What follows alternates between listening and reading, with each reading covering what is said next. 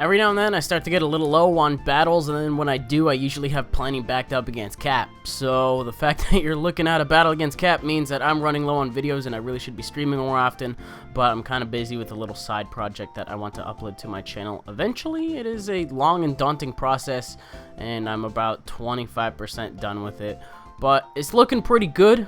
But I haven't really found the time to do much else outside of that and just whatever I do in real life. And yeah, hi, how's it going? Got a UU match against Cap. It doesn't really look like you because he's brought some stuff, but he uses good stuff. Well, he uses stuff good, I should say. He's brought interesting things. So I was looking at the team preview and I was like, okay, the thing that's going to threaten his team the most is Yanmega. And hey, wait a fucking second, Torterra doesn't get Flamethrower. And I got Zoroarked. I have not been Zoroarked since like first turn Zoroarked. I haven't been Zoroarked like that in a long time. But he got me. Fair to say that he got me in Porygon 2 just kind of comes in late and is like, hey, you're not a Torterra, otherwise I would have traced that shit. But turns out he traces the Volt Absorb instead, and I just ended up going for a Discharge. I don't really know what I was predicting there, to be completely honest, but not like I could have really done anything. I think the safer play would have been to just go for the Toxic, expecting that thing to come in. I wasn't really paying too much attention, to be completely honest. That's going to be the case for a lot of these stream games that are coming up. I'm not even paying attention to the battle right now. This part was, oh my lord, this was full of after turn and stuff, especially because there's Aqua Ring on this thing. So I'm not going to want to stay in here. Decide to go into my Blastoise because I do have Roar on it. I don't want him keeping this crap up. He's more than likely going to end up switching before me just because the toxic damage is going to end up racking up unless he has the Heal Bell. I haven't seen that yet. I don't know if he does in fact carry it or he just doesn't want to reveal it, but I've seen Aqua Ring, Toxic Scald. Heal Bell could be a fourth move or it could be Ice Beam. I don't know yet, but he brings that in. I decide to Roar, and I don't know. He just ended up doing that on the same turn. Get a nice switch on this. Turns out that his Arcanine is bulky. I had some suspicions on this later on in the game, but I didn't really know what was going on with this at the time that I brought it in. The fact that he switches it out just kind of is like clue number one. Like, okay, he doesn't have the Wild Charge. He doesn't have anything to touch me with. So, yeah. Anyways, go into Rhyperior, and I'm immediately scared of the HP Grass because they do like to run that sometimes. I wouldn't really take an HP Ice necessarily all that well either, but I am really scared of the HP Grass. The fact that he switches there tells me that he doesn't have it or he just doesn't want to go for it. So that's what I was thinking there, just kind of learning a little bit more about his team throughout the turns. But bringing my Chandelure on this thing also tells me right there that he doesn't have the Crunch, otherwise he probably would have stayed in and gone for it. But I'm going to go for a Shadow Ball, predicting that thing to come in. Anyway, this is a Spec Chandelure, which explains why that hurts so much. The special defense drop I really didn't want to say mattered, because it just kind of brought him down. Well, no, the drop didn't, but he's kind of at the same range anyway. I'm sure I did at least 130 before that, so he just kind of leaves it in the die, doesn't want anything else to take a Spec Shadow Ball. That's cool, that's fair. I think right here I was scared of this being Zoroark, and it was ballsy as hell, because first off, both of those still had full HP.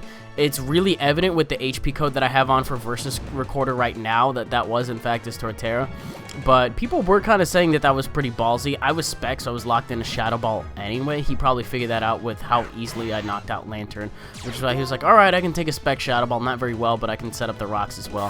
He's probably not going to want to stay in fearing my Zoroark. Very good play on his behalf. So I bring in the Porygon 2, and I know I can safely Discharge right now just because... Oh, that sounded weird. I know I can go for the Discharge just because his Lantern's gone, so that's the thing. And he ends up going for the Hidden Power. I still don't know what it is, but he told me after the match it was Flying. So I was playing around with Rhyperior thinking it was Grass. It's neutral on Porygon. Then again, a lot of stuff is neutral on normals, so that's worth mentioning. But goes for T-Bolt right here. He's got Dual Stab, which is not something you really say when it comes to a Zapdos. But yeah, I figure that's a talking point. Just going to go for the Ice Beam. Doesn't knock him out, but he will die to the Life Orb Recoil. And I froze him. I don't know whether or not he had Roost, but he just kind of leaves it in. I may be thinking that he had Roost hoping for a Thaw right there. Otherwise, you know, just kind of leave it in a Thaw is whatever. Do your thing. I feel like he deserved the kill on that one too. I just as easily could have switched out, switched back in, and then recovered if I was that kind of guy. But I figure, I don't know. I feel like I probably should have killed him in the first place. So just double down right there. Anyways, That thing comes in, it turns out that's actually the Zoroark, and I was like, oh god, this thing is disguised as something different because the Torterra switched directly out into something else. If I'm not mistaken, we had some party shuffling going on, so Zoroark's disguise can change accordingly. I know it happens to me every now and then. It's when you go out to your disguise and then you go out to something else, and I think it just ends up... I don't really know how it works, to be honest. I know it happens to me a lot on accident. I just haven't figured out how to do it on purpose. But his Night Days, he missed the first one, which would have brought me into the torrent range anyways. I probably would have died at the end of the previous turn to burn damage. I'm not too worried about Zoroark right now anyways, just because I do have my Honchkrow. As long as I was able to get one torrent boosted Scald off, I could have Sucker Punched.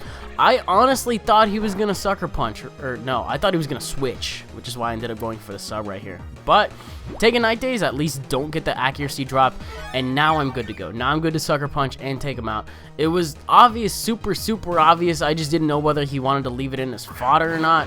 Because I could have gone for the Brave Bird from behind the sub 2. It would have been a silly play, but whatever. I don't know. I just, once again, wasn't really paying too much attention. It was a cat battle. I don't really end up doing that. But go for a Brave Bird right now. Based on how much I do with an Adamant Brave Bird, I can very safely confirm that he is, in fact, a defensive variant as he roars me out. If that didn't confirm it before, the roar is definitely what confirms it. And the physically defensive Arcanine always carries Will-O-Wisp, which is why people were wondering on the stream why I switched out on this turn. I know this set. I run a variation of this set. If it takes hits that well from, you know, Honchkrow, that's the thing I was just using like 2 turns ago. It's gonna have Will-O-Wisp, which is why I decided to go into my Chandelure. I know from earlier on in the game he didn't have anything to touch me with it, which is why he went ahead and switched out. So now I have a Specs Fire Blast going on. Easily going to clean out Arcanine without the resistance. I don't know necessarily if Fire Blast was the best thing to be locking myself on because... Oh, right here. I looked at it and I was like, no. I picked the move and I remembered it was a Zoroark right at the last second. So I was like, I don't remember damaging this. The instant I clicked and I was like, shit, wait, no. That was a Zoroark. He didn't get me, well, he did technically get me, but I clicked before I thought, and it was just really stupid.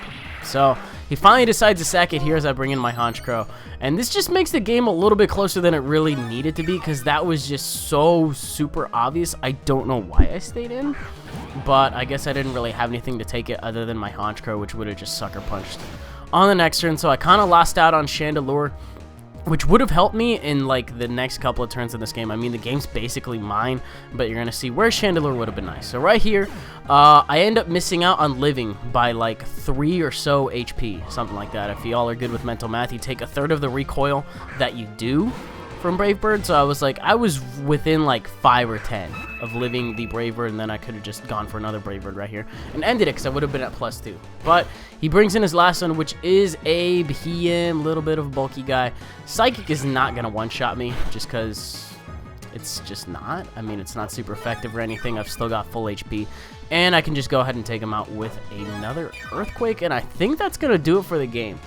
Bringing in Chandelure on that last spot would have been nice because I would have just OHKO'd him with Shadow Ball, but I feel like that's not even something that really needs to be talked about. Anyways, that was the game. Cap, you put together a pretty interesting team on that one like you always do. Never disappoints. Anyways, that's going to do it for this video. Hope you guys did enjoy it. It's kind of a short U match. It's all I really got at the moment. I'm going to try to do some more battles throughout the course of the week.